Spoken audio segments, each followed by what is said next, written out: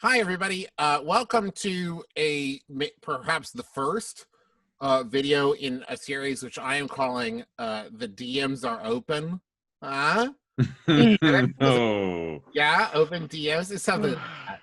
Something like that. Yeah, sure. Joining me, I have Satine Phoenix from Gilding Light, Matthew Mercer from Critical Role, Victoria Rogers from the Broadswords, Austin Walker from Friends at the Table, and Griffin McElroy from the Adventure Zone. It says here. Is that correct? Yeah, that's right. Not anymore. I'm not the DM anymore, so I don't know what the fuck I'm doing here. But you are a DM. You are a DM of the Adventure Zone, I would say. Fair. So real quick, and I'm Travis McElroy. If you do not know who I am also a DM of the Adventure Zone. And just also, I'm gonna say DM a lot, but it's pretty much interchangeable with GM, game master, dungeon master. So I kind of wanted to get this conversation together. One, because you all are great, and I like talking to you. But also, I think that we are in a very unprecedented time of actual play podcasts, especially as people have had to isolate themselves, and there's a lot more kind of virtual game sessions happening, where some things that perhaps we have been doing for a while now are becoming necessary for other people to learn how to do, or people are just now getting into playing these role-playing games with their friends. And so I wanted us to kind of pick each other's brains about it, talk about best practices, and perhaps even give some advice to people. So real quick, and we're going to start with Satine. I'd like us to each kind of say like how we got started, both in playing games and in doing actual play stuff. So Satine, you go first. Yeah, I'm Satine, and I've been playing Dungeons & Dragons since 1988. I've been dungeon mastering since 2010. And I started the group here at Meltdown Comics, just building a community. And I only started dungeon mastering because no one else wanted to. But isn't that the way it goes? Yep. For all of us. Yep. Yeah, that's where I met Matt and started doing charities. Back then, there wasn't live streaming. So we kind of like made up our own live streaming, and Matt was there from the beginning. Yeah. And it was a horrible experience. I mean, it was a good experience, but a horrible output.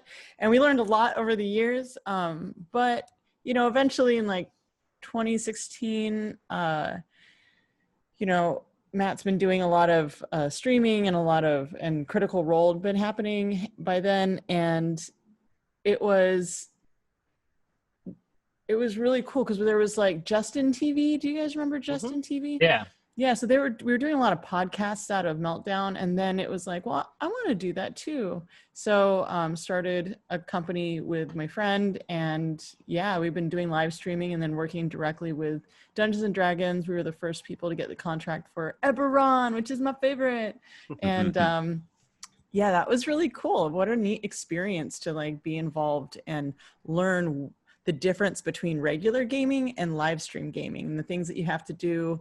You know, when I'm around the table, I'm like very mysterious Satine in my game mastering, but like you can't do that for camera because it apparently puts people to sleep. Yeah, I've cured many people of insomnia. We're going to talk about pacing and how it's different in a second. Okay, Matthew, you go now. Hi, my name is Matthew Mercer. Voice actor and DM for Critical Role. I've been playing D&D since 96 for me, and dungeon mastering for as long because out of the gate, my first DM was terrible, so I just started doing it myself. First experience live streaming technically was with Satine doing our Meltdown stuff, and our very kind of bootleg, is it working kind of way for charity, but we didn't really officially start streaming like an ongoing campaign until Felicia Day approached me and my game group going like, hey, maybe put it on Geek and Sundry. We're like, no one will watch that. And we were wrong. So just been doing it since then. And it's my love. It's my life. And I'm super happy to be amongst these wonderful people. So Victoria, you are next, but also just let me say, I'm now looking and you guys are on top of like one another for me. both Satine and Victoria have the best backgrounds of just like good depth. I'm embarrassed. Is what? Yeah. Very It's- like it's good. I put this poster up for this call. This is not a joke. I was like, I can't do this. I don't do a lot of live streaming. I don't have a nice background. I'm in my bedroom. I'm in Queens. My bedroom is small. So I've been put to shame, but in a way that my life is better for looking at your backgrounds. You guys aren't some I Wes enjoy it. Anderson shit. Like, Yeah. Yes. Who's your set designer? Well, you know what? I might be able to carve out some time for you. Do that. Yeah. So hi, I'm Victoria. I've been playing role-playing games since I was about 10 years old, and that would have been in 1992. I played actually mostly on the internet as soon as the internet came available. So around 95. In chat rooms, in like open role-playing chat rooms where you go in and Red it's played by Dragon voice. Yeah. Oh, I did Oh, Red yeah. Dragon Yeah. too. Yeah. Yeah. Oh, yeah. We were all there and we didn't even know it. Yeah, we were probably all role Knew playing each as the other. same edgy guy in a cloak hood who found the Uh-huh. darkest corner of the room and sat down. oh my god. Specialized in illusion magic, obviously, because it's the coolest. I was doing yeah. a lot of rogue stuff in there. Oh, but yeah. It was my thing. And that when Sephiroth walks in and you're like, no. Come on. We already got a Anyway. Sephiroth in here. Continue. Yeah. So I'm glad we are all familiar with the same chat rooms. The Inn of the Weary Traveler was one that I frequented a lot. Okay. Yeah, so did a lot of that. Started the Broadswords 2.5, 3 years ago. And managed to, like 4 months into doing the podcast, I just messaged Greg Tito via like DM on Twitter and said, hey, I want to do a thing. Here's my plan to do the thing. And then Podcast of Foes happened. So that was fun. And then Podcast of Waterdeep happened. And I went, okay, this is great. And now I'm doing stuff with Roll20 with Indie Showcase. We did a stream on onboarding people onto Roll20 on the D&D channel, Carlos Kritz and I. And yeah, and I've got some more stuff coming. It's bizarro how it just just happens. But here I am, so hi. What about you, Austin? Like Victoria, I definitely started online. I was from like the burbs in Jersey and didn't know anyone who wanted to play D&D with me. So things like Red Dragon Inn. I was in a really extended Vampire the Masquerade ongoing IRC channel roleplay for years from when I was like a 13-year-old, like extremely like an Assamite. I don't remember his name. It was a whole thing. We are very so angsty. cool, you guys. Yeah, well, so and then I rolled. I LARPed. Oh yeah, same, 100%. I'll tell you about my Malkavian at some point. We'll talk. I got to college, and college was really the space where I kind of developed myself as a game master. I started running really complex campaigns and everything, and then it kind of left my life. I went off to grad school. I didn't have anyone to play with, but I was starting to stream games on Twitch with a group of other friends, and it kind of just like got in my blood that I needed to do it again. And we decided to do it as a podcast, even though we were streaming video games, because we were playing with some people who'd never done any tabletop role playing before and really wanted to make it comfortable for them in a way where they didn't need to be on camera. They didn't necessarily need to there was edit time to kill dead air or to get rid of dead air. There was space for them to talk through decision making and be a little bit more comfortable. And so in 2014, we started Friends at the Table. We're coming up on 6 years now, which is wild. I know, Taz, y'all are also at 6 years this year, right? Oh man, really? Wow. Yeah, dude. Time is weird. And so we've been running since 2014, and I love it. It's so good. We get to talk into microphones about like orcs and the giant robots, and get support and love, and get to inspire people. What is better than that? Yeah. Did you put up that mecha model behind you as set dressing for the call, or was that just kind of already Griffin? there? Griffin, why would you do this to me?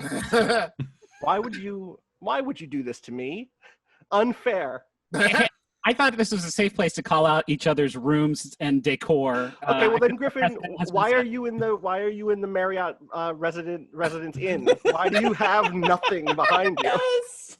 This is true. I've never thought about it, Griffin. You always look like you just moved in. Yeah, You always look like you're halfway through moving into that room that you've lived in for, I believe, 5 years.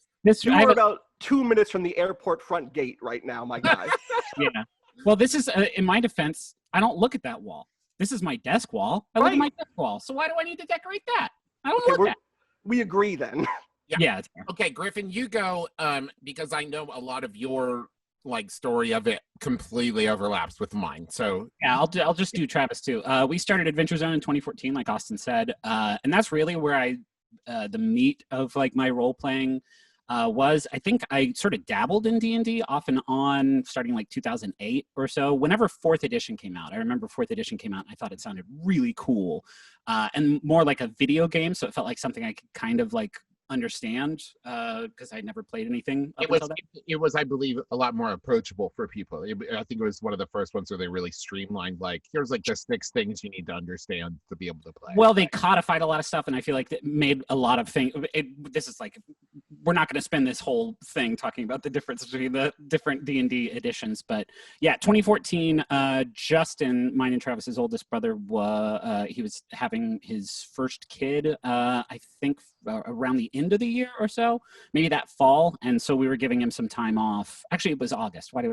And we know when Charlie's birthday is. I know, and we stockpiled some episodes to fill in my brother and me, the other podcast that we do. One of them was us playing 5th edition D&D, because I had written about it for Polygon, and really wanted to play that, because I had gone without a game for a long time. So yeah, we did that, and the response was, we'd been doing Mabim Bam for 4 years at that point, so we knew how to gauge a response to a podcast, and the response was buck wild and has only gotten wilder. And before we finished our first season, Balance, which I was the GM of, it had eclipsed my brother and me.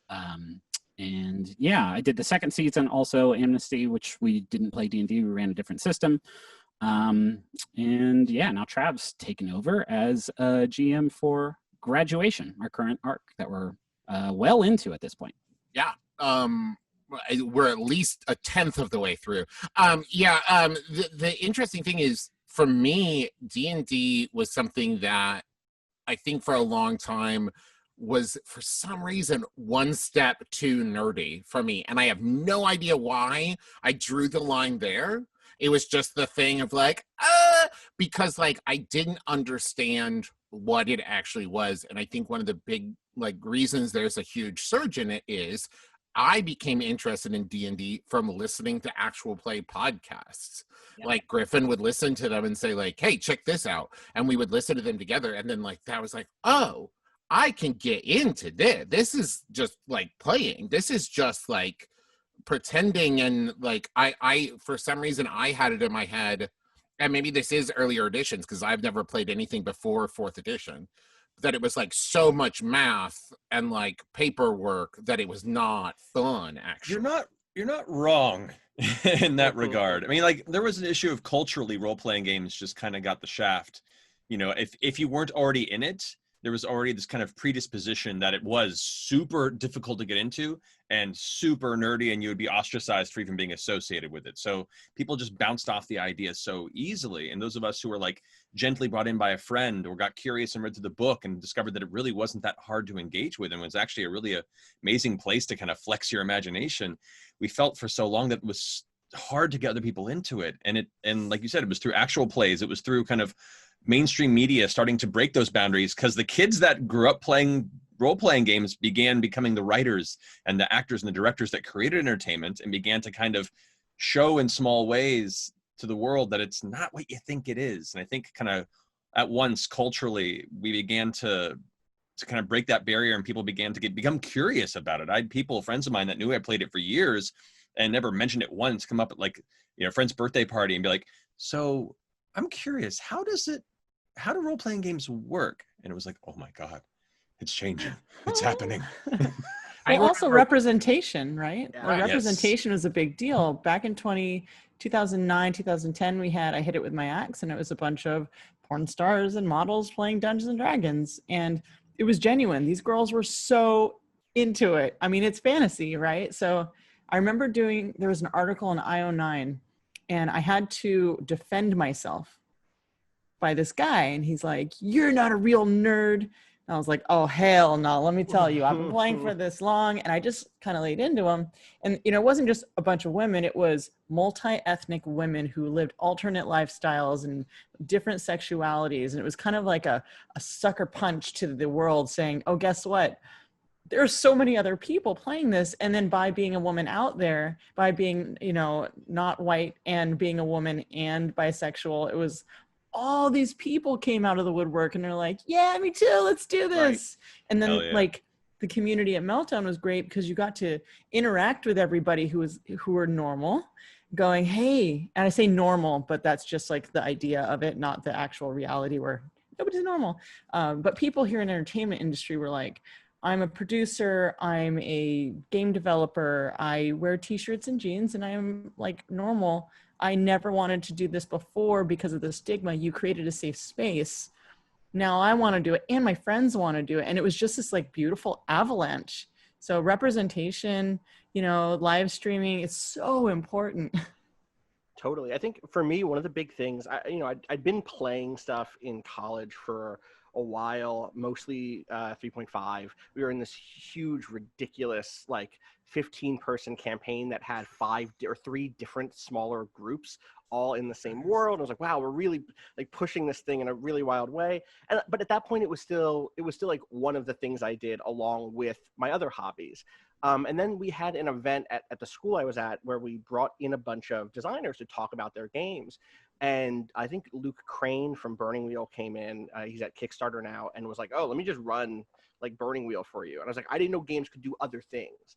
And next thing you knew, I was at DexCon and all these other smaller indie game conventions. And what I realized, and this is the thing that pushed me over the edge from it being one of the hobbies I did to a space I wanted to care about, was this is a subculture. It's not just a set of products that you can buy. It's that this is a living space where people are currently developing new ideas. This was also in the mid-2000s, which was like the Forge boom era of tabletop role-playing games, where people are like discussing the difference between narrativist and simulationist, design theory and all of this like big heady stuff around like, what are we doing when we play tabletop role-playing games? When actual play wasn't a podcast yet or streaming, it was forum threads where people were recounting what their tabletop campaigns were to talk about how they liked the mechanics and how the mechanics showed themselves in interesting ways and told interesting stories. And once I saw that this was a living space where it wasn't just, I went to my gaming store, my comic store, and could buy either D&D or Vampire the Masquerade or L5R or whatever. And in fact, there's like this huge just world of people doing incredible things. I was like, oh, this is my space. I need this to be part of, I want to be there and contribute to that and take part in it because it's so exciting and because it is so rewarding to create stuff in this medium that is so alive right now. I think that's the thing that like really drew me in, and the thing that like the reason I still love doing it now is I had the realization of like, it is a game for sure. I mean, there's game, and I'm talking here about like most like long form role playing like systems. It's a game for sure, but it is also this incredible like framework for so many. Like I've always wanted to like be a writer, but like never had the confidence to do it. Never knew where to start. Never like I would sit down to write something and be like I don't know. But then like I can play in a game and the decisions are one at a time, like you're not saying like, well, I'm going to make this decision now. And then in 3 weeks, I'm going to like, that will get, you're just like, well, you asked me a question and this is the answer. And it's like all these prompts and like also collaborative creative writing. It's the reason I love doing it with Justin and Griffin and Dad is like, it becomes this like hive mind. We're building to this thing. And I think that was the thing that really grabbed me doing Taz Balance was like, there were moments where I was like, oh, I couldn't have told you 6 months ago that this is where we're heading to. But now it's like, oh yeah, obviously this is the moment that thing we did back there was building to, because it really is like I was in the same boat. Like before I did Balance, like I had never done any storytelling, long form role play or otherwise, and role-playing games really allow for like the kind of ideal creative fiction environment where you have essentially writing partners, and you also have prompts, and you also have this wild like stochastic variable, like anything can like you're going this way and you have this prompt and you all have these good ideas, but fuck you, now you're going to do this thing. And like that is like so energizing and exciting. Like it really is. I have tried since Balance, like since I finished it, like I have all these ideas, and like every time I try and write them down in some format, I always struggle with it, because now I like feel like I really, really like having those things on hand, and when I don't, it is like kind of a struggle. It's also like a framework. It's also a wonderful framework for kind of exploring humanity. I know it sounds like a broad scope, but like through role-playing games, I learned social skills as a kid. As an introverted artist kid, I learned how to come out of my shell and enjoy performance, which then became my career. Like it's a safe space for people, especially young people, to discover and kind of try out elements of themselves that they normally wouldn't be comfortable trying out. Being able to kind of learn about yourself and make choices that you wouldn't, and through that learn more about yourself and your friends, and through that communal kind of storytelling experience, the bonds that you build in that space, the friendships that you forge there, like all my best friends are people that I've gamed with, and the people that I'm not close with, I want to game with, because for some reason, there's nothing that matches that bonding experience for me. There's something about that space at that table together that you walk out of that room at the end of a session and be like, well, that's a memory that we're going to have together the rest of our lives. That feels real. It feels visceral, and I'm happy we could all be there. For other people, it might be climbing a mountain, like in real life. For us, it's playing a role-playing game. I think that is a thing, you know? Yeah, I played an absolutely wonderful, heartwarming game of the Golden Sky Stories. I don't know if any of you have played this game. It is so adorable. Where it's just about trying to be friends and doing good. There's no fighting whatsoever in it. You play animal henge. Like I was an Inu henge, I was a corgi, and I was running around trying to save this kid's kite. And that was pretty much it, and so that we could go to the dumpling festival. That was the game. And it was so heartwarming and delightful. And I got to share it with 3 people with whom I have never gamed with before. I've only interacted with through the RPG community on Twitter. And I played for 4 hours with these people, and it was so delightful. And now I feel like we went through something together.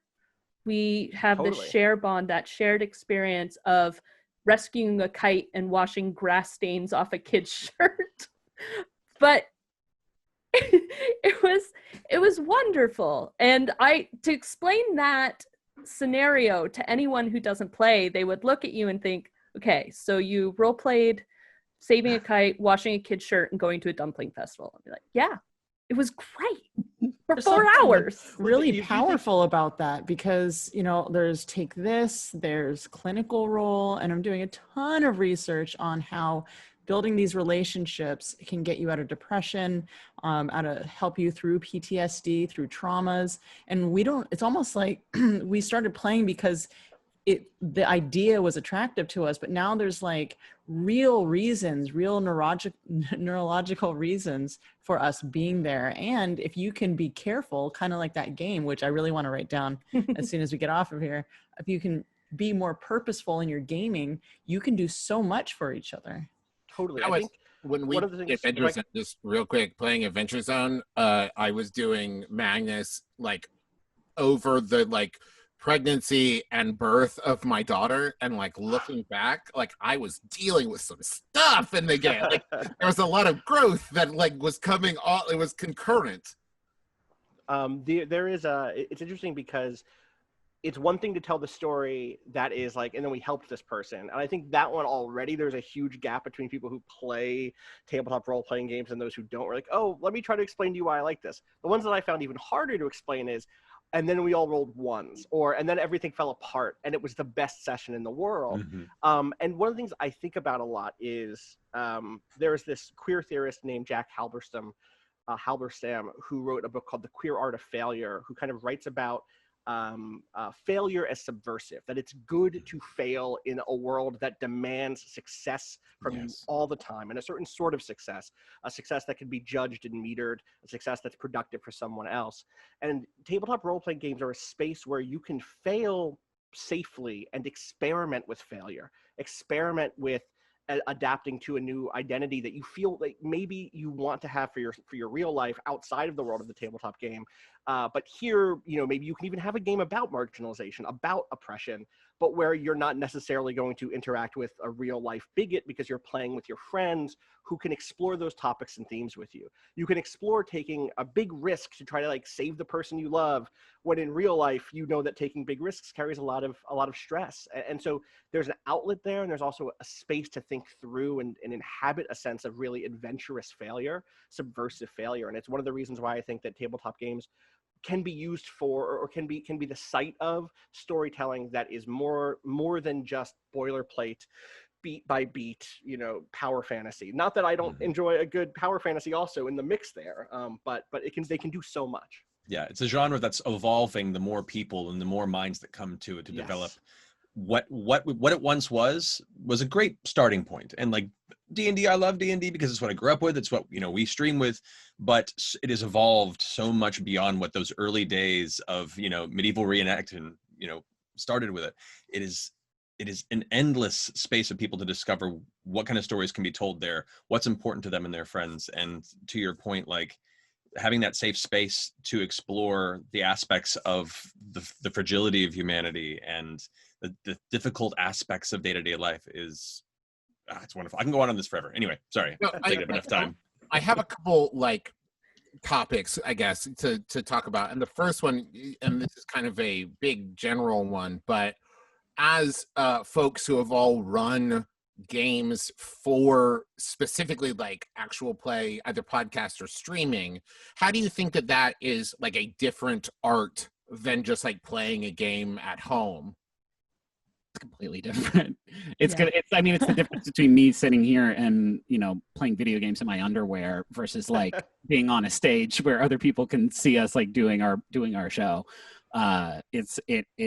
You cannot divorce yourself from the fact that other people are listening to it while you are recording the podcast while you're playing, and that there's an infinite array of things that are different because of that, from like dead time to like stopping to explain the rules, like feeling like from a pacing perspective, but also like I don't know, it's an additional layer of vulnerability that I feel like is like impossible to kind of get out of your mind, and also like I enjoy a session of a role-playing game where like nothing that exciting happens, but maybe like we learn something about each other, or we just like had a a cool scene that wasn't that exciting, but like I feel like our characters are bonded. Yeah.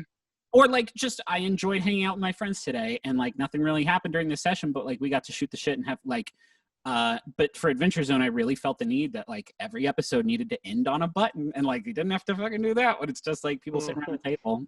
So like from an actual like show production standpoint, like there's a lot to keep in mind. Yeah, structure. I think for me, structure is the biggest thing, because you're not just structuring an interesting episode by your scene changes. You're also looking at a season.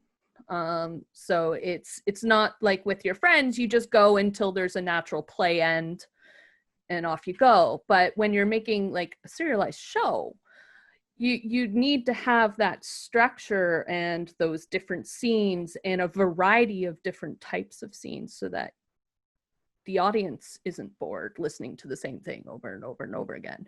So structuring how I write all of the adventures is one of the biggest things for me that's different than if I were running it for friends.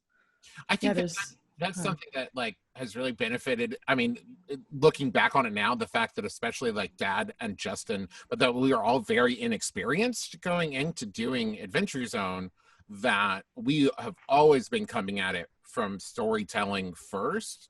And there was never like, this isn't how you play. Like there was never any of that. It was always like, yeah, that was a cool scene. Like that went great, being like the primary concern.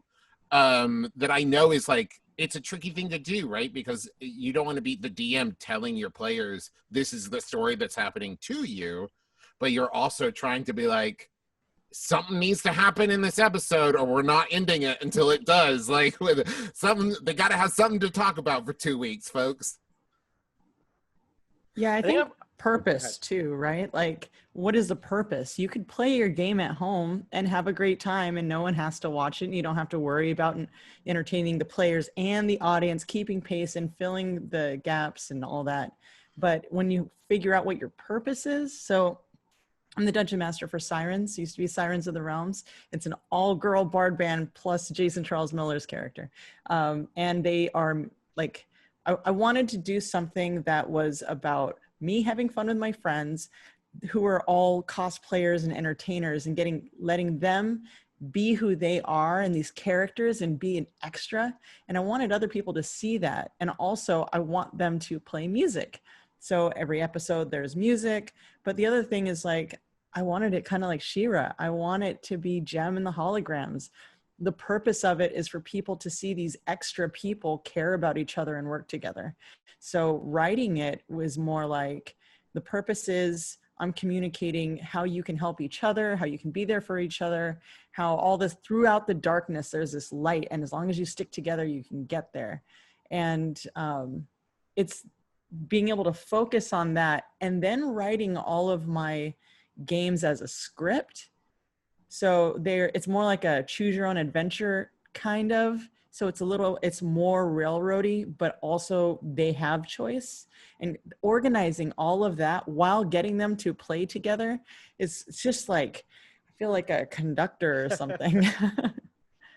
I think I'm probably the exception here, in that even before I was doing actual play stuff, I was a control freak when it came to my tabletop games, and wanted, not in the railroady sense, but in the sense of caring a lot about pacing, caring a lot about leaving my players with a cliffhanger. Like, I was that sort of like, okay, this is my opus, this 2-year campaign where the first year characters are going to be these heroes, and the next year they're going to play the descendants of the heroes, and it'll be a frame story. And like, and I say this not to like pat myself on the back, but to remind listeners that if you see something happening in a show you like, you can adapt that to your home DMing style if you and your friends are interested in that. You can make fan art of your characters, and you can make songs about your worlds, and you can do the thing where you go like, ooh, let's pause here, let's do a time skip, or let's play a different game to get a different perspective on this thing. You can take all of these things that a lot of different actual plays do and incorporate that. You don't just need to show up in your underwear sometimes. And I say that having also played those games. And I think the difference for me is really, when I was a player, I was very much so like, oh yeah, I'm going to go play a game with my friends. But when I was in that DM mode, that's when I wanted to be like, all hands on deck. How do I make this an extravaganza? That said, there are still key differences. And I think a big one is actually what Satine just said, which is in the prep phase before a campaign starts, I spend so much more time thinking about what are the topics here? What are the themes? Like you said, what is the purpose of this campaign? And what should I make sure I don't mess up? We're doing a season right now called Partisan, which is played with Beam Saber, a Forged in the Dark kind of Gundam style mech show. And early on, before we started the campaign, I was like, oh, there is going to be, it's a show about war, so there's going to be injury, which means there's going to be disability. And so I spoke with Kevin Snow, a game writer and narrative designer, and also a consultant on disability and representation of disability and chronic illness, to talk through some of those issues so that I didn't mess that up, because this is a show that people are going to listen to, including disabled people and people who have disabled people in their families. And that means that there's this extra step of care. And that also comes on, for the podcast end, on the edit, right? Which is like, oh, wait, we should fix this thing that we said. Oh, we made a mistake here, or wait, we should go back and add some clarity here, because I know that listeners have a perspective and have vulnerabilities of their own, and taking those things into account is different than running it at the table, where maybe you're like, oh, well, we know we're all on the same page on this stuff, and if we make a mistake, we'll apologize and move past it. But when it's a thing that someone else is going to listen to, there's an extra layer of care that you need to take, for sure. I like fully agree with that. I think there's an interesting sort of conundrum here, where that like with regards specifically to scripting, like writing down the plot points of the campaign that you want to tell. it has been my experience that the best moments in Adventure Zone have been the moments where I've stepped out of I am writing a podcast that people are listening to mode and stepping into this is just a game we are playing mode, so we can just like throw shit out and like completely change direction or do 6 months of prep out the fucking window. Yep. And that's like that's I think the prep is like so important, and it's a skill that like I really enjoyed getting better at as I ran the game for Taz. But I also sort of like, the more I did that, the more I also recognized that like there is a limit, there's a threshold that like once you cross it, you lose that sort of like random game element that is, again, like the best stuff that ever happened in Taz, Amnesty and Balance, was because of just something that I didn't prep. Yeah, to that point, prep, in my opinion, should be considered a safety net. It shouldn't be considered the guide you follow. The prep as a GM is you giving yourself enough information and understanding enough of the world and the story that you're planning to possibly tell, that once you get in the game, you don't feel like you're lost and have nothing to hold on to. That way, when things do go inevitably off the rails, you feel comfortable following where it goes because you know you can always fall back on your prep. I have gotten to play with Chris Perkins as a DM before, and he is unflappable as the DM. Like that you as the player can say anything, and you would have thought that he had hours to write a monologue about the shop. Like I have played where I'm just like, you know what? I want to go shopping. And he was like, you enter the bazaar. Like described it perfectly. That's power. That's like beyond, like, I feel really good about like what I wrote for Taz, and I'm really proud of the story that we told, but like, I still don't think I'm very good at that level of just like, it's improv, it's freestyle. Like it requires a sort of creative dexterity that is, I think, like the pinnacle. Like that's the thing that if you can get that down, like you can do this professionally. Yeah, and to that point, it's not just being able to be quick, because most GMs can come up with quick ideas. It's saying it with confidence. Mm-hmm. Being able, there's a difference between going, okay, you go into a bazaar and you find a potion seller, and going, okay, you go into a bazaar and you find a potion seller. Both are made up on the spot, but just being able to bullshit with confidence, the players have no idea, much like you didn't with Chris Perkins, that he pulled that out of his ass, you know? Mm-hmm. If you know your world, though, if you know the world, and that's where a lot of the pre-prep comes from, is like, you know, even the scripting, it's the pre-prepping the world, knowing what the bad guys or the good guys or whatever, knowing what the world will do with or without the players, I think is the most important thing, because the players are reacting to the other stimulus going on. So, you know, you're in a town, there's going to be a bazaar. Doesn't mean the bad guys are going to stop. They're still going, you know? So as a game master, understanding the universe that's going to make it easier. And modular design is extremely helpful to make it look like you know exactly what you're doing. So those plot points that we keep on talking about, just instead of fixing a location or fixing the location of an NPC, just place them wherever you need them to be. So wherever the players happen to go, that's where that NPC happens to be. That's where that temple just happens to be. Whatever you need is there. You can just place it wherever you need it, and you don't have to be constantly going, oh no, I need a thing. No, you have it. You have it already. Right. That's the thing that I've had to learn as a DM, is like, as I'm plotting something, as I'm like coming up with a story, if there's anything that's like, but if they do this, then this thing can't happen, then that is like something that's going to bump, right? Because inevitably they won't, you know? So if it's like, well, all of this hinges on them making the decision to do blank, it's like, okay, well then go back and revise that to be more modular, of like, okay, they can do whatever they want, and then a messenger comes in and says, we need you down at the tavern right now, or whatever, right? So that like they can have freedom within the world, and you still have the ability to move things forward. Because you never want to put yourself in a position where it's like, but if they decide not to open the door, the story's done, right? Like The end. You need something. Yeah. And then they all go home and have a nap. See you guys next week. Right. Well, and I think that it's worth saying that there's an entire school of design and play that is screaming at us right now for advocating for this.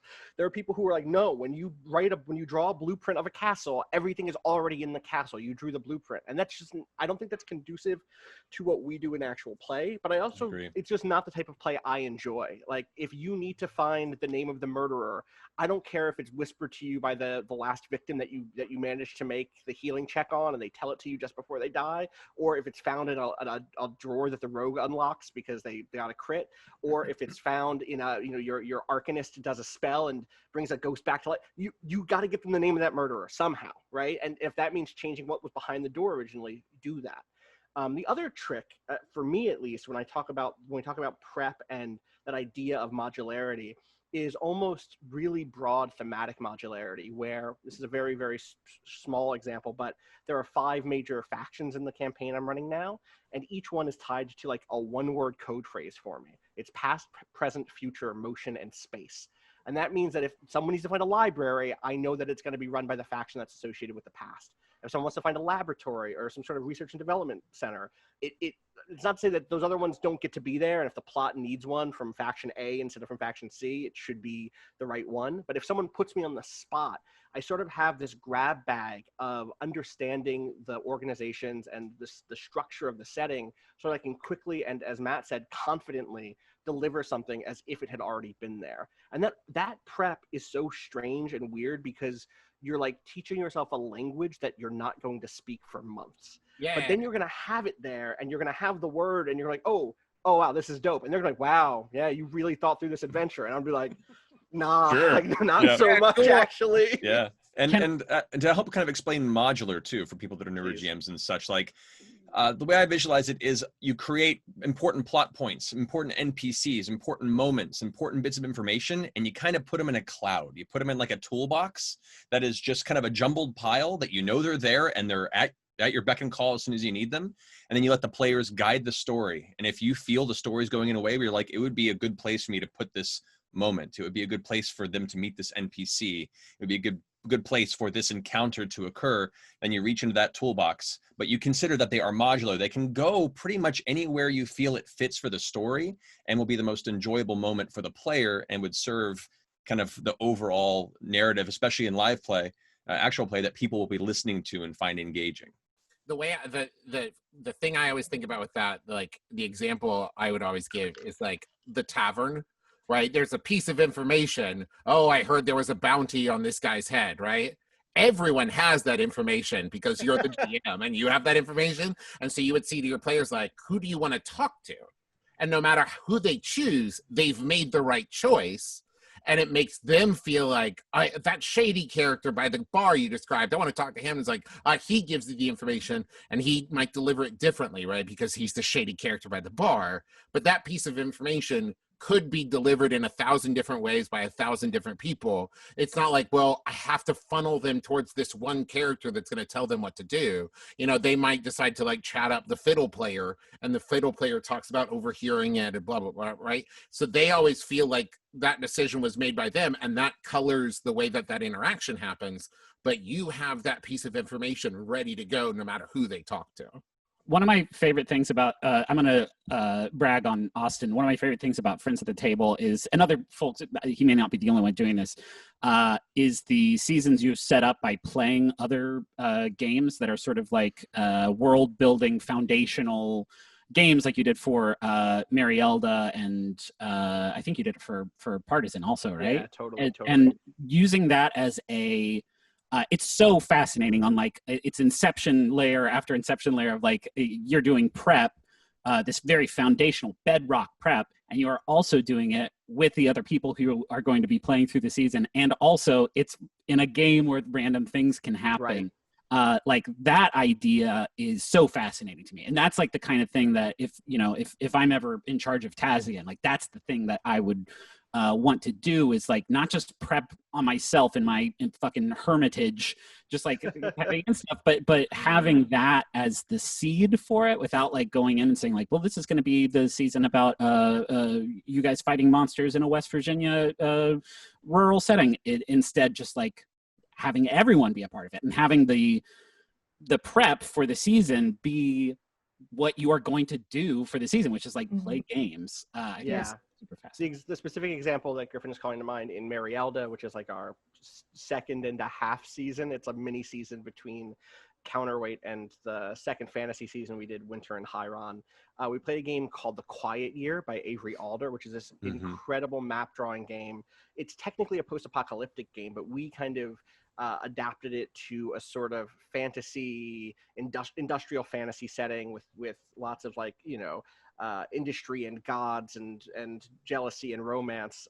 And then after we did it, we did like a 10-year time jump and then played a game in the world we built in it. And I think that comes back to something that we've been kind of talking about. And I just remembered something from another independent game that's a rule that I love to death and that I think about a lot.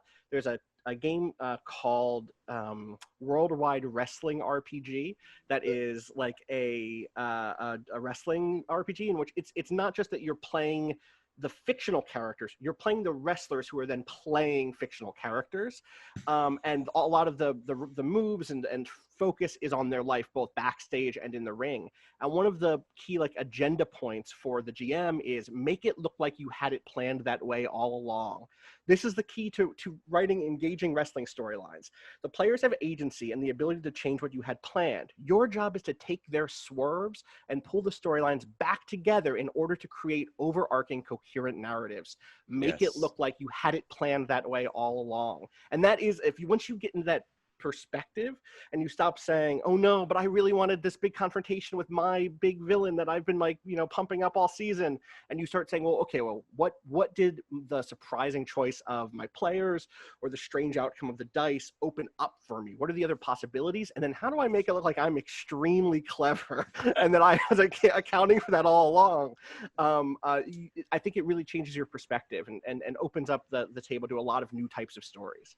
Now, Victoria, this makes me want to ask you specifically about this, because when I guested on the Broadswords and created Buckminster Eden for that, there was like a big boss confrontation, and I had built Buckminster to be like this really like silver-tongued, but absolute weakling. Like if he got into a fight, he was going to die, but he was very charming and like had like charm through the roof. And I rolled to talk us out of the fight with like the boss you'd been building up to, and succeeded. And it was like, okay, well, it's just like, and it just completely cut out this big boss battle. And that was fun. I thought it was a really fun ending to it. And I see rage behind your eyes. There's no rage. The Broads do that to me often. We just finished season 2, and I had set up this big situation. There was going to be a giant war between two countries, and it was going to be epic. There was going to be griffins, and it was going to be awesome. Well, instead they said, screw this. We don't want to do this. We want to steal the thing that we want and just like hightail it out of there. And that was our finale. And I'm like, okay. All right. Well, there's such an interesting tension here, and I'm curious for everyone at the table about this, between the two things we're saying. So on one hand, we're saying throw out your prep. We're saying let the dice roll and take you where they may. We're saying, who cares about what your big plan was? But on the other hand, we're saying, okay, really think about your themes and make sure the story has. And we're saying, make sure your plot is behind every door, behind every NPC. And I think for me, the way I synthesize those two things is to make sure there are consequences for wherever the dice take them that represent or that reflect how they got there. Even if they got there through door A versus door B and they go to the same place, the shakeout of that thing might be different. But I'm curious for all of you, how do you balance that like freewheeling, the dice will determine where we go, with the I have a plot, I'm going to make sure it's in every locked chest so that we can continue moving forward. This is why, like, I could never do it live stream. I've done now one live stream as a DM, and it was nerve-wracking. It's the most work I've ever done on anything because I like needed to know everything and threw out a bunch of stuff as we went. But for me, it's a lot of like I talk with the players beforehand, like away from the table, like, okay, so what is the thing you're hoping to accomplish with this? And like what, like I try to ahead of time, because I rely heavily on scripting, descriptions especially, but like my as you see, I will get way ahead of my brain and suddenly words will not be there. So like I need to prep a little bit more of that. So I like to ask beforehand, like, what kind of things do you want to accomplish here? Now that I've presented you with this, what is this going to do?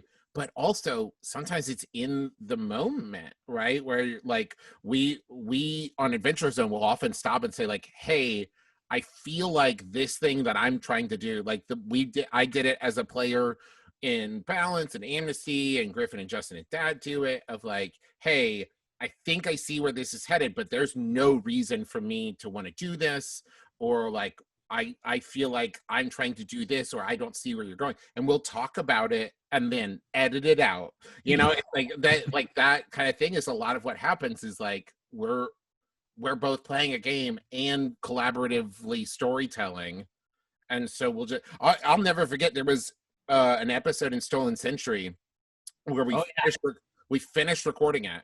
I was about to bring this up. I was literally about to ask you about this. Yeah, we finished recording it, and in it like ended up going in a very violent direction where we basically like destroyed this civilization, and like of like spirits of like these souls that were living there. And so like we all finished the call, and like 20 minutes later, all kind of independently we're like contacting each other like, I did not like how that went. That I'm left feeling very uncomfortable with that. I don't like it. I don't think that's what my character would do. So we re-recorded it. We just threw that whole thing out. We're like, yeah, okay, garbage, and like redid it because it just wasn't. We were not. All of us were just not comfortable with how it played out. I'm so jealous of all of you that edit and pre-record.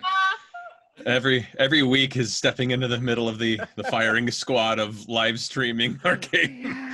Well, I'm doing that now with an indie showcase, so I understand. And with Renegade, we've got something on the works too, and it's all going to be live. Yeah. So it's very different from Broadswords. I love that stuff. It makes me like, I feel like, yeah, I feel alive. Like, give me that randomness. Give me that. It's like boxing or something. For me, it exhibits a part of what I love about live theater, doing it live. So like, there's a thrill and a joy and an adrenaline that comes with it that's great. It also has its own pitfalls and challenges.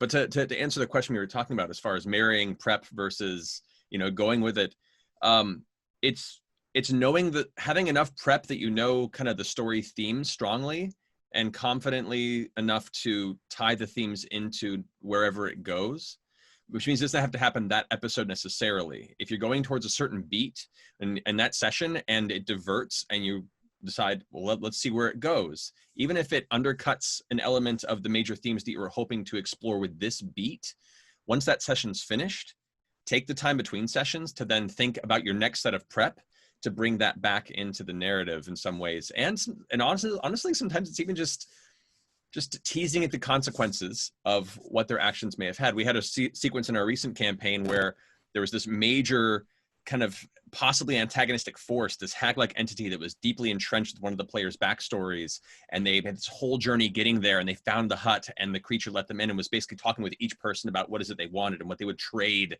for their wishes, to try and get one of their player characters to revert to their true self. It's been their long, whole campaign-wide story. They've been under this curse.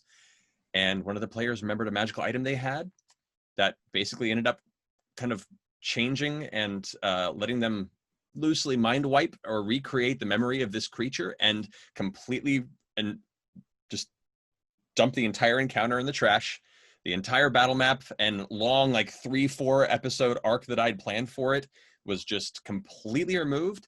I could have pushed for it, but at that point, why would you? When the players have been clever, the players have earned this amazing moment, and they're excited, and they're like super, super happy that they were able to outsmart this villainous character. That's amazing, and you can't help but be proud of your players for doing so. So you let it play out. You tease the fact that there is something behind this creature, that maybe this won't last forever. Maybe this effect who knows how long you've kept this at bay, but nevertheless, you must run now and don't look back. And after that, you start thinking, okay, well, we'll leave that to sit for a bit. As long as I can still play with the themes down the road, then it'll be okay. But don't deny the players that success that they had. I also want to point out that prep for, especially for like a show like we all do, differs from game to game. When we were doing D&D, it was a lot of the kind of stuff we're talking about, where I would have an idea of what was going to happen that episode, and then they would make choices that I maybe wouldn't expect. And sometimes in the moment, those choices would change everything. But most of the time it was, I would go back to the computer after we recorded and change it based on the thing, not necessarily live, but, you know, as a reaction. And that's how I sort of reconciled those two things that Austin brought up. For Monster of the Week, which is what we played for Amnesty, which was a hack of Apocalypse World. Is that right? Yep. Yeah. That game tells you how to prep in a very codified way, which is like, make the monster, figure out what the monster can do, you know, figure out who, if anybody, is going to like have clues in this town, and then just kind of like drop them in. And after the first couple like arcs of Amnesty, like the first couple monsters, I felt really comfortable doing exactly that. Like, here's the monster, here's a scene showing you what the monster can do, now go. And sometimes we would have episodes that I felt like we get to the end and I'd be like, that was kind of a dud, but like, you have to do that investigation. It's a series about investigation. And then sometimes we'd have episodes where just wild shit would happen that I wouldn't anticipate. The best thing about that game is that the players decide where the final confrontation takes place, right? Yeah. Because sometimes it can be like the Scooby-Doo, we're going to trap them in the cornfield or whatever. Like, they get to pick exactly where it is that the fight happens. And from my perspective, as like the essentially like writer of that season of the show, it's like, not knowing where the final scene is going to take place is a fucking wild question mark. But also, like, we had one that took place in an abandoned water park that just happened because they were improving this scene where they're like, well, there's this old humidifier depot or dehumidifier depot. We could trap the water monster there. And then somebody said, oh, and then what about the old water park? And like, that's where the final fight took place, and it kicked ass. So those two things represent, I think, two different ways of prep. And I feel like the Monster of the Week system and a lot of other indie RPGs that I've looked into make that a little bit easier just in how you build the bones of the thing. Yeah, there's something I don't see a lot, and that's like real honesty from game masters on streams. So I just thought of this Matthew Mercer, master of mystery. You know, you're an amazing bullshit artist and your voice has a lot of control around the table. I have brain damage. And so I actually have to be very honest with my players some days, because I will show up and I will try, but I can only do 50% of the work one day. Some days I can do 300% and I'm just like on fire, but I have to be honest with them. So I actually tell my audience and my players, today isn't a good day. These are the things I need help with. And also, you know, if I mess up a rule, sometimes in the last season of Sirens, I caught myself messing up a little bit more, a lot of stress, a lot of pressure. But then in the beginning going, hey, this happened. This is why we need to change what happened. And this is a consensual thing around the table. And rolling with it, doing it live, having the fear of, oh my God, they're going to see me mess up, but also not caring because I'm just a human being. And that's what really is the truth. You know, nobody's perfect. You're lucky to get it right 80% of the time. And just being able to say that out loud and having the audience watch you, because now the audience knows that they can be honest with their players too. And you know, a lot of things you do is you teach by doing, and now they're learning by what they're watching. So they need to, in my opinion, they need to see us make mistakes a little bit. For me, it's a thing that I have been trying to kind of come to terms with for myself, which is like, you can only play your own best game. Like, the thing is like, you know, like I said, watching other DMs and GMs play, and like, I'm a big fan of Griffin as a GM, and like, having played with him now twice, is like, when I started doing Adventure Zone Graduation, like, I was holding myself to this standard, and like, it took me like a couple episodes to kind of let myself off the hook a little bit, because I've never DM'd a full-length campaign before. And it was like, yeah, you know what? Now I'm 19 episodes in and I'm still figuring out how to do it. Like, I've only been DMing for like less than a year. Like, and I'm still figuring it out. And so it's that kind of thing of like finding out where your own strengths are, finding out, because like doing the live stream of supporting roles a couple weeks ago, I was like really surprised at how much fun I was having doing it. And I was like, oh, this is fun. Like, this is a funny thing. I am able to be funny as a DM in the moment, which is really hard to do and not make fun of people. But you know what? Like, this is a funny moment and I see where we're going with it and let's roll with it. I still, to this day, one of the things, like games I'm most proud of running is Bigfoot Stole My Car that we did for a live show that involved like Bigfoot pulling please. Bigfoot, oh shit, Bigfoot stole my car with my friend's birthday present inside. Oh my God, that's amazing. There was a moment where 10-year-old Griffin played 10-year-old Griffin, I believe, or like teenage Griffin, and like was doing karate on Bigfoot, so I had Bigfoot pull a gun on him because I was like, we gotta move forward. And it's still, and like Griffin turned into a boy car at the end of it. It's like this thing of like, it was off the rails and I was never not in control of it. And like that kind of thing is like, I think that is a skill set I have of like, yeah, let it go off the rails and I am off the rails with it in such a way of like, this is, and so like trying to figure out your style, your best game, all of the things is really tough, and not holding yourself to the standard of other people that you admire. I think that's the key. Every table is so radically different. Every energy, every group of players brings different goals, different ways they enjoy the games and how they're played. You can't expect to mirror games that you played, you know, years ago with your friends in college with the new people at the table. You can't expect to recreate an experience from a live play that you're a big fan of.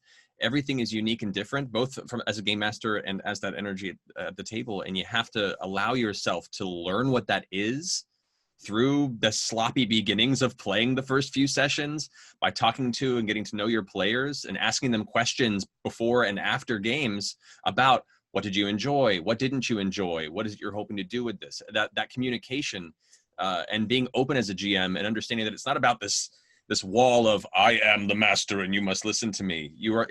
Even though you are not a player, you're all still creating this together. There shouldn't be that heavy separation. You just have a different role at the table than they do. And most people want you to succeed. Like most folks listening to the show, everybody at the table, I fucking hope, or else your thing's not going to work if it's not true, want you to succeed. And the people who don't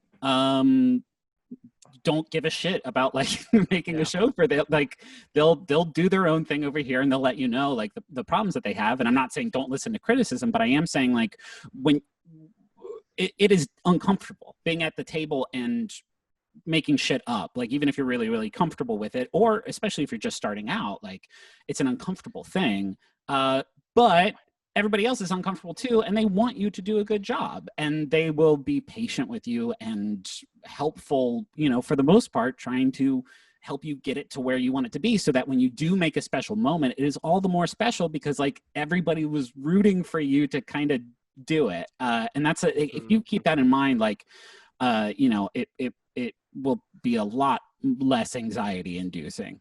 Yeah, there's something. Go ahead. Go ahead. No, please. I just say cut yourself some slack when a campaign is first starting or when a session is first starting. These things take a while to find their sea legs, especially if, like Victoria, you're doing this indie showcase, you're playing new games. It's like, okay, well, how does this work? What's the rhythm of this thing? Yeah. And I think in any campaign, for both players and GMs, it can take a little while to develop out what you want the feel to be, or to understand who or what is important. It's so different from every other art form, every other narrative art form in this way, in that I think about past campaigns I've run. I'm like, okay, who are my principal characters? And in any other kind of medium, in TV and film, some of the principal characters would show up right away to establish them. But there are characters in like Counterweight who are super important who don't show up for 17 episodes or something. It's like, well, no, if this was a TV show, she would have been here in episode 2 because she's the romantic lead. Like, this is an important character to have shown up. And so I think for both at your table, you can't expect to hit the home run right away. You need to think about it like building something. And so you're building a foundation in those first early games. And again, sometimes even at the beginning of a session, I don't necessarily, I can't speak for other people, but I don't find my groove until like 30, 40 minutes in, where I'm suddenly, okay, I'm immersed enough. I have the voice. The world is around me in a much more material way. And I can just go with it. Those early moments, like if you're going to get jokey, if you're going to be a little off topic, like that's fine. That is natural or is common, I guess I would say. There's a couple ways to. There's a couple ways to mitigate that, and one of the things I've seen is by the cast showing up early and bonding and doing a lot of the hanging out. Like I'm talking like an hour way early so that everyone's eating together, they're doing the bonding. Because if you just rush in and say 15 minutes and then you got to go live and you got your audio tests and everything, and then there's just too much going on and a level of stress. So like getting people to relax, then that can happen. But also not all players are going to work out. You know, and when you first start something. Dad halfway through the first season. Yeah, not all players great, work out. Really great homunculus replacement there. I didn't even notice. Robo Dad is killing it. But that's scary, right? Because you're like, we're gonna do 50 episodes of this thing, and it's all gonna work out. But you, the game master, might know everybody, and maybe you've all played a game together and it worked that time, but you cannot. It's not guaranteed that it's going to work out, and you have to be able to do your best to recognize when there's conflict, recognize when there's contention and people are saying things or they're not saying things, and being able to accept them for who they are, understanding they're not going to be right for your table, and replacing them. Because it's one thing to suffer through that at home in your home game, because it's your friend, you don't want to let them down, and maybe eventually you'll figure out how to talk to each other. But when you're doing a live stream, there's way more. Like that one bad moment can like infect an entire storyline, and the audience will not even understand. They're like, this is a good story, why does it make me uncomfortable? You know, so it's really important to not be hard on yourself if that happens. You know, Sirens is in season 3 seasons. This new cast by season 3, it took season 3 for us to finally like find the right people who fit in this community. So I said, please try not to be so hard on yourself. Mm-hmm. The little bit of experience I have with the live streaming of it, I think that, so there is, everybody can have their own answer as to which is more important, the gameplay or the story, right? Of just like, oh, we can go back and forth and like, oh, we're a show that shows off how to play the game, and like Adventure Zone focuses more on the story, so like we fudge a lot of rules and there's a lot of mechanics we just don't do, right? But I think primary above either one of those should always be like the comfort of your players, the DM, and the audience. And like I think that to put this in like when I used to like work in live theater, right? If a set piece was about to fall on somebody, you'd stop the show. Right. You know what I mean? Like you wouldn't be like, well, we're not going to interrupt it. That would be bad. Like, no, what would be bad is if the wall fell over on Susan. Right. And so like, I think that if there's a mechanic in Urban Shadows that I really like, of the X card, of just like it's X on a card. If anybody, you start to even head towards something uncomfortable, you can raise that up. You don't have to discuss why that made the person uncomfortable. You don't have to say like, but if we don't do that, this you won't make it. You can just like, okay, and move to something, pivot to something else. And like, I think that that's a great mechanic to work into your game. But I also think that if you start to go away, even if it's live, but like we do it in Adventure Zone, where it's just like, oh, that's not it. And we'll just stop and say like, I think see where we're trying to get to, but that is not the way to get to it. So let's go back, like, because at the end of the day, the only way you can like win D&D or a lot of role-playing games is that everyone's having fun. And I think there's an added level to that, like we've talked on a lot of time, touched on a lot, is like when you say everyone's having fun and you're broadcasting in some way, that includes the audience. And so like if you if you are like hitting uncomfortable things or like downright problematic, downright like bad stuff, right? People are uncomfortable. And I think that there is like a good example of the dissonance of this is like you could have like, for example, a player character dies, but everyone's still having fun, right? Because like it's working in the scene and it's part of and it's happening, right? So it's not that you can't have negative stuff happen. It's not that there can't be serious stuff, like, but it's more of like, if you're making the actual players uncomfortable, if you're making the audience uncomfortable, I just don't think that's like good edgy, right? That's bad edgy. But a story where it's like, oh, I'm worried about this person, oh, I don't want something bad to happen, I think that's one thing. And so I think creating an environment in which you have made it safe for your players or your audience to say like, I don't think that's it. And you go, yeah, you know what? If you don't think that's it, I'm not going to fight you on it because the experience is more important to me. And like, I think that is something that we're seeing more and more in the actual play community, which I think is very good, is like being willing to like just stop short of a thing, like, we are going to rewind about 5 minutes and take this scene again or whatever. Make everybody comfortable. This is what I was starting to say a little bit earlier. Victoria's been trying to say something for a while. Let's go to Victoria and then. Oh, well, I wanted to interject and talk about the traffic light system. The stoplight system or traffic light system is one of my favorite systems. It's, as you can see, there's an X, and you can also see my blue Smurf fingers because I didn't have any gloves. No. Love it. But yeah, the traffic light system. I also often keep, sorry for the noise that you're about to hear, I also keep 3 objects around just in case as well. And we do this for the broadswords. We do this for all of our broadswords live streaming. I do this behind the scenes for any stream that I do. So stoplight system. We'll start with the X card because we're most familiar with that one. The X card is things that you say, nope, we're going to stop. We don't want this in our game. I'm uncomfortable. And the big thing about the X card is no questions asked. You don't ask why. You just accept it and move on. But what I like about the traffic light system is we've got amber and green. So the amber is, I'm starting to feel uncomfortable. This topic is okay, but I'm uncomfortable with it going any farther. So you would tap or pick up something that was yellow and be like, And that way everyone knows at the table, okay, you know what?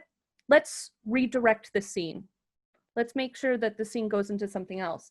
And then my favorite part is green, because green means I'm role-playing. I might look upset because I'm role-playing, I'm really into it, or my character might be going through something traumatic, but me as a player, I am good. I'm having a grand old time. I just let everyone know I'm fine. Yeah. It's just a check-in to say, that. I'm good. Yeah. And it also helps normalizing using safety tools. Yeah. And Totally. used with lines and veils or hard and soft limits, this system is fabulous. And if you don't know what those are, a line is something you don't want in the game. It's just, nope. And a veil is something that it's the yellow. You can have that in the game. It's just, we don't go into detail. We fade to black. You pull the veil, right? You know, Yeah. you're like, okay, and that's good enough. I don't need to see more of that. The 2 things here that I want to emphasize. The first is, 1, all these safety mechanisms are super good. There also has to be an atmosphere at the table of collaboration and openness where the GM is paying attention to their players, because there are power dynamics at play, especially in live games, where it is often the case that someone doesn't want to be a bummer, doesn't want to slow the scene down, doesn't want to raise the X card, lives in a culture that derides people for raising their issues around the depiction of certain events, makes them feel bad for caring or being vulnerable. And it means really needing to pay attention to the people around you. And I say this because there was an incident a few months ago with a prominent game developer or game designer, Adam Coble, who went way too far. in a scene that we don't need to get into because we have not given content warnings around what we're talking about necessarily. People can go Google that and look that up. But that's someone who had advocated for the use of these exact mechanisms, I'd been in games with him and he trained me in those mechanisms. And yet at his own table, he failed at having compassion for other players. And so as a GM, you're a leader at that table, even if I think that the GM is also a player and that like we have to get rid of this binary between who's a player and who's a GM and we're all collaborating together and there is a power dynamic there, especially in a live game. So make sure to really put yourself in a place of compassion and to frankly like read up on what being in that sort of role means and what the responsibility is. I know that that's work, but it's work that you should do to do it. The second thing, really quick, this is the one thing I wanted to say off of Matt from before, it was trust yourself to come up with something even better than what you already came up with. This is true for throwing out prep because a new interesting idea or the dice made you throw out your prep, but it's also true for someone raises the X card. It's also true when someone says, I really don't want to go this direction. Trust in your own ability and the table's ability to do something different that's also dope. Like, you didn't only have one good idea. I promise you, you have just infinite good ideas in your head. It might take you a little longer to come up with one. It might sting a little bit. I think that it's pretty natural. But you shouldn't believe that what you had was the only good idea at arm's reach. You'll find something else, and you should love that new thing in the same way that you love the old thing. You're going to keep going. It's about building an engine that works more than picking one single destination and thinking that that is the only thing that matters. So the people always come to me about like storytelling and how to write their campaigns, and I do a lot of coaching for that. But what they get when I coach them is also the psychology. So I'm always looking at storytelling and psychology. And right now, for the last year, I've been really trying to understand what listening means. I'm a huge advocate for nonviolent communication. If you haven't read that book, please do, because it actually helps you as a game master. You're listening to the player and you're also taking into consideration what and who the player is playing. So learning how to listen, learning how to empathize. I read a lot of how to communicate in relationship books because I'm gaming with hundreds of people, a month. So being able to listen to each individual need. And I think what it comes down to, in order to have that compassion, you have to accept everyone at the table and also be very present, because that's why I say put your phone down. Phones go away. It is you and your group. Do the thing that'll get everybody to start paying attention to you and to each other, and then you can be in the present moment with them. If you were in the moment worrying about what the audience is saying or thinking, then your ego jumps in and suddenly you're not there with your players, even though you think you are. It's already complex for your players because they're in front of the audience and their egos are, maybe they don't have as much control over their egos as you do, but you, the game master, have to be in control. And you have to be able to notice when somebody's amped up or they're starting to spaz out because now the pressure and the fear and everything. And maybe they said the one word that's going to mess them up. And you have to kind of give them the confidence and show everyone else how to give them the confidence to jump back in. And maybe there's a shame thing that gets triggered, so I'm always researching shame, trauma, multiple kinds of disorders, because you don't know who the people are. You only know what people say to you. And when you're at, people come to your home to game with you, you're not just there, with them at the table. You, the game master, watch them walk into the room. You watch the way they put their bags down or run in or go to the bathroom, or the way they're shoveling food in their mouth. And now you're like, okay, this person hasn't eaten in hours. This person walked in cool as a cucumber. This person looks really upset and they're on their phone, and nobody realizes that you're taking all that into consideration. So in order to have compassion, you have to be present. You have to be listening. And, that doesn't mean listening and responding. That means a lot of times you're quiet. You're the dungeon master who's sitting there listening and not saying anything. And then when you say something, it's way more specific and kind of wrangles. You're wrangling the story, you're wrangling the emotions of the players. And then the audience will see the truth in what you're doing right there. And then they can enjoy it because it's real, We have gone way longer than I intended to, but I really have loved talking with you all. I will say I am a relatively new DM, and I have learned a lot just from listening to you all talk. So we're gonna wrap up here. But before we go, a couple things. One, I want you all to go around and give like one sentence piece of advice to like a new DM or GM. It can be big, broad thing, or it can be really specific thing. And I also want you to then say who you are, what your show is, or what project you want to talk about, and where people can find it. So we'll start with Satine. My gift to you all would be learn to listen and have patience. And you can find me at Satine Phoenix on all the things, watch Sirens, and watch other female game masters on Gilding Light. And Victoria? Give your players space. Yeah, give them space. And you can find me on Twitter at Mimi Merlot and the Broadswords. And then Austin? You should ask your players questions and use their answers. It'll make them more invested in the world, invested in their actions when they say, oh yeah, I have an uncle in this town, or this is where my favorite restaurant is. You can find me on Twitter at Austin_Walker, friends_table for the show, friendsofthetable.net to listen. Griffin? I really I think it's a common rule in apocalypse world systems of draw maps and leave blank spaces. Yeah. And I think that's like a great summary of like an hour of our conversation today. I said that. But yeah, I do Adventure Zone with Travis. It's all at the McElroy.family, I think is, I don't know. Yep, that's it. Matthew Mercer. I would say, so much great advice here. Try and emphasize with the players at the table how much fun of an opportunity failure is along with success. Failure is many times so much more fun than what the success could have brought to the story. My name is Matthew Mercer. You can find me on Twitter at Matthew Mercer and the DM for Critical Role Thursday nights. So I am Travis McElroy. It is occurring to me now, the whole reason I put this video together is because we are doing the Maximum Fun Drive, and I haven't mentioned it this whole video. But the Adventure Zone is a podcast on MaxFun, MaximumFun.org. We once a year have a drive where we encourage you to become a MaxFun member and support the show with a monthly membership at a level, monetary level that you are comfortable with. And we know, especially now with the uncertainty and just financial situation of so many people in the world, that you may not be comfortable being able to support at all. And we totally understand that. It is a low pressure MaxFunDrive.